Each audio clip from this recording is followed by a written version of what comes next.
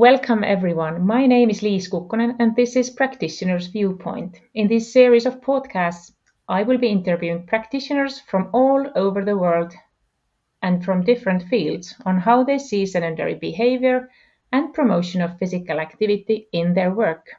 Today, I have the honor to introduce my guest, Petter Kukkonen. Petter is a professional Nordic combined coach. He coaches Team Finland for the upcoming Winter Olympics in Beijing. He is helping athletes to grow and reach their full potential. He has also written a novel about ancient Olympics. So today we are not talking about professional sports only, but we will also discuss physical activity, changing one's behavior, and Petter's experience in using Fibion.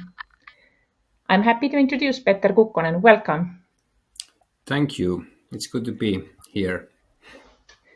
This is actually quite a special podcast episode because Petter is also my husband. So let's see how we are going to do with the questions. But let's start with your background. Would you like to tell our listeners what got you interested in coaching? And maybe you would also like to explain what is Nordic combined, because not all our listeners maybe know the discipline. Yes, okay, let's start on that one. First of all, Nordic combined is a winter sport. It's pretty popular in Finland nowadays. It's a combination of two different disciplines, which are ski jumping. And then, according to the results of ski jumping, we do cross-country skiing. So who is the best ski jumper in the hill will start skiing first. And there's like certain amount of points. Like if you're losing like 10 points in ski jumping, it means that you start 40 seconds behind on cross-country skiing. And we do normally 10 kilometers of skiing. And then who is the first one on the finish line, he will be the winner. So simple than that. Of course, it's very, if you go a little bit deeper on coaching, it's really challenging sports to combine endurance sports and then what is like the base of cross-country skiing. But then on the other hand, ski jumping, you need skills and explosiveness. So to combine this kind of abilities, which are in the far edges of line. So in that way, it's really challenging in coaching. That is about Nordic combined. Myself, I was an athlete in Nordic combined. I started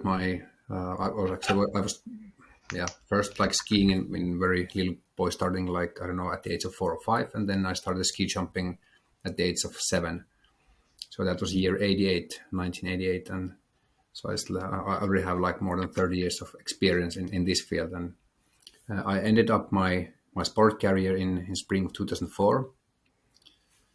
And then since that I was studying in university, sport sciences or sport and health sciences.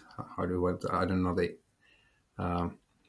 official name of that, but here in Jyväskylä, where we live, and then pretty fast after I finished my career in 2004, I started, I think, a year after, already coaching. And I remember that the coaching has been always somehow, or coaching or helping people, it's been always inside of me. I remember also already during my sport career, I was helping a few athletes, or coaching of a couple of cross-country skiers, and then somehow or somewhere where I was like still pretty young guy at the age of 50, 60, 17, I could stayed after my own training. I stayed in jumping hill and helped some juniors to like give them some instructions on jumping technique. And so I think somehow, this helping, it's hard to explain why it's there, but it's just like very good feeling to push people forward towards their dreams. So I would like to go back to the field of Nordic combined. So you said that in ski jumping you need a lot of explosiveness from your muscles, and then there's this aerobic cross-country skiing. So which types do you think do better in Nordic combined? Do you have to be a more fast athletes, having the ability to sprint well, or is it the aerobic capacity which is more important, or how would you see that? Yeah, that's the main questions, which is kind of like unopened question in Nordic compound. We are like thinking a lot what kind of genes we need in this kind of disciplines, and of course not genes are the only factor which has like impact. But I would say that we are going more to direction of explosive and skillful athletes. It's like many changes in the rules, especially in the ski jumping has been or has nowadays bigger impact on result. You need to be a really good jumper, and that leads to the fact that you need to be these jumping skills need to be high. And also cross country, it's maybe a bit easier than let's say 10 or even 20 years ago.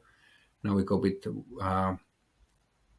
bit shorter tracks. It's a bit easier tracks. The uphills are, or we use less time in uphills. There'll be short ones, so it's kind of like more like interval skiing. And the speed of skiing is faster. In the average speed, it has raised, and many competitions are it's like big pack of skiers who are like in final sprints or in final 1 kilometer or 500 meters. They are like putting all the energy and sprinting, and the competition results are made in the last 500 meters normally. So Yes. that way you need more this kind of abilities. Yeah, so you have to be fast in the end. And for our listeners, I'd just like to say that Nordic combined the 10-kilometer cross-country race usually takes a bit more than 20 minutes for the athletes. Am I correct? Yes. Yeah. Yes. Okay, so you and your team, you are getting ready for the upcoming Beijing Olympic Games. And as I've heard that it's quite special, the cross-country part in Olympics, as it's high altitude. Is that so? And how is it going with the preparation for the Olympic Games?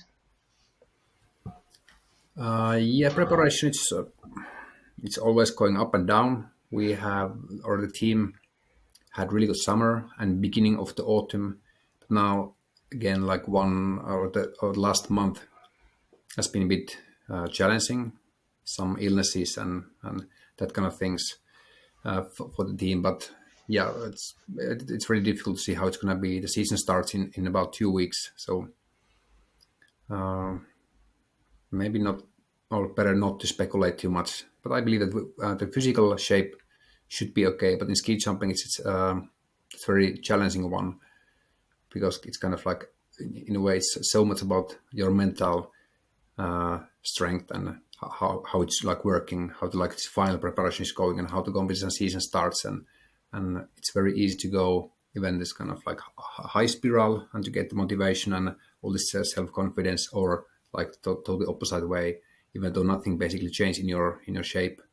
But just like if you don't get the right technique, or if you do bad in a couple of first competition, then the spiral can be like going downwards, and then it's challenging to turn this around. Okay.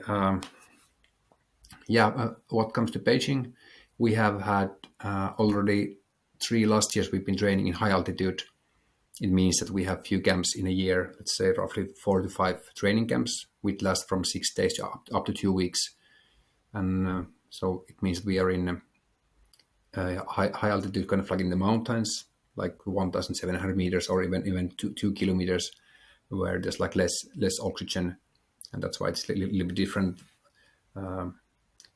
and a little bit more challenging for endurance-wise to do the trainings, and also in kind of like alpine cabins, kind of like hotel rooms, which are just like modified so that it's the same that you are in high altitude. And it's very for the athletes, it's more challenging. The recovery is slower, and you need to be more careful on your recovery.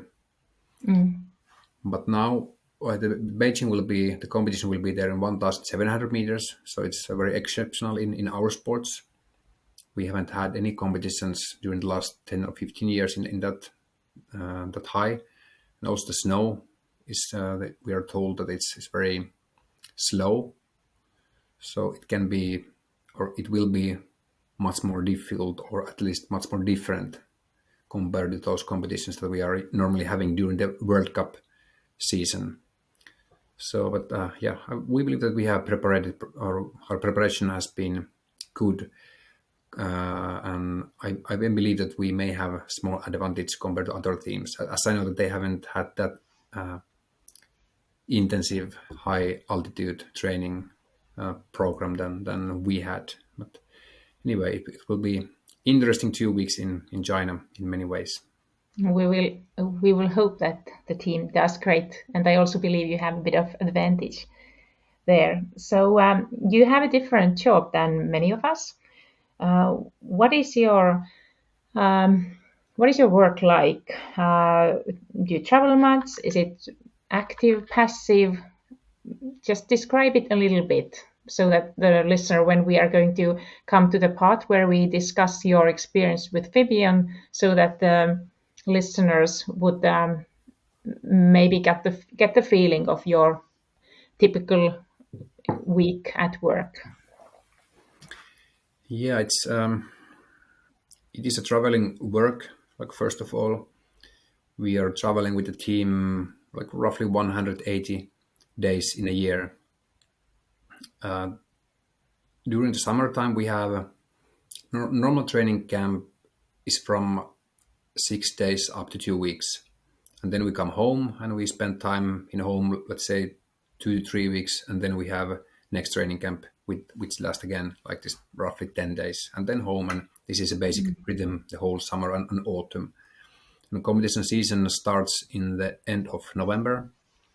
And then basically there are competition in every weekend, somewhere in the Scandinavia or in the Middle Europe, sometimes in Japan or China or countries like that. And during the competition season, I think when it starts in the end of November and it's end roughly in the second or third weekend of March, we're spending like 100 days together. So it's very intensive period of time. And during the summertime, we are roughly 85 days together. So that's the combination. So we travel a lot with cars, with airplanes and buses and things like that.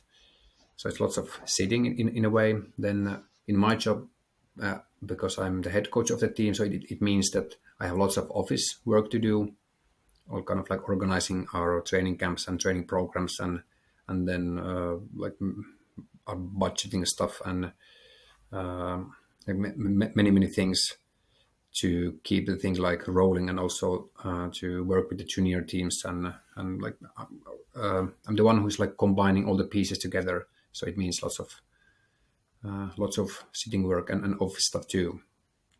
But then again, other side of the job is like very active, because we are during training camps, we have 2 trainings in a day. One is like morning training from 9 to 11 or from 10 to 12. Then we have a short lunch break. And then other second training of the day will be roughly from the 4 to 6 p.m. So, and we are always basically involved those trainings. When it's like ski jumping training, it's a little bit more passive, but still we are outside. We are standing there doing maybe some small ball games in the warm up. And then after warm up, we are like standing in the coach's stand, watching the jumps, filming and talking with each other. So it's not like any super active, but not sitting for sure. And then after training, let's say that if it's cross country training or some kind of running or cycling, we may join the athletes for a couple of hours. Or if we don't, then we are at least watching if they're doing cross country skiing, we are watching their technique, and we may move a little bit ski by ourselves, or just be there and a little bit moving different places to watch in different technique and their performance in different perspectives. And so in those are, I think that's like bringing like totally other side, if you're like talking activity.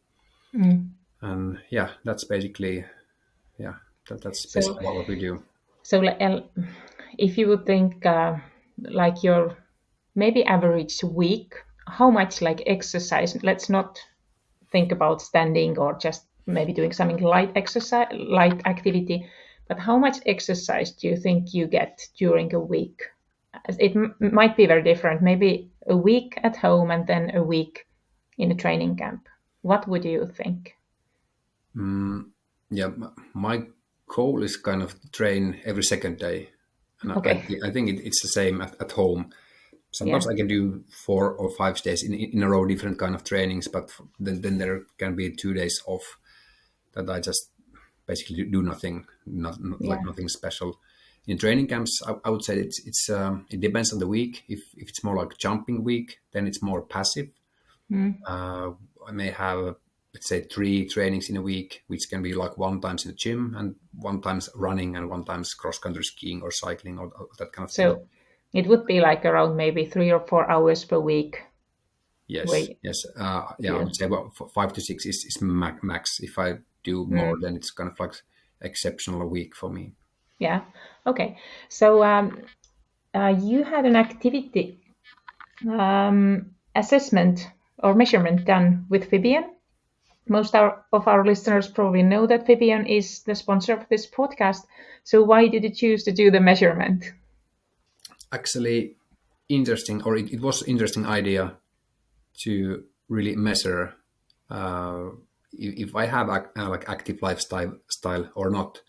People are very easily like misunderstanding, or yeah, I don't know if that's the right word, but somehow we don't really know what we are doing, and we may have wrong kind of beliefs, and we may think that we are really active, even if we are not, or vice versa. But yeah, I really wanted to know that what's my basic workday look like if I'm active, and how many hours I spend, like, I don't know, laying or sitting or that kind of things. And I think the awareness of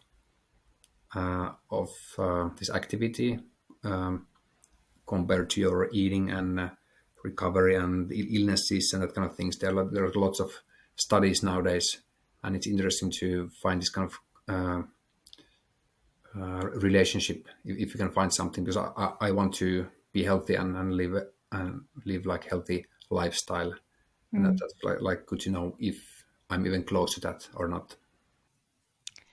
So this is now a really good time to sum up this first part of our recording with Petter. We will take a little break now, and in the second part we're going to discuss the Fibion's activity measurement and the results with Petter Kukkonen. So bye-bye for a little while, and we'll be back soon with Petter again.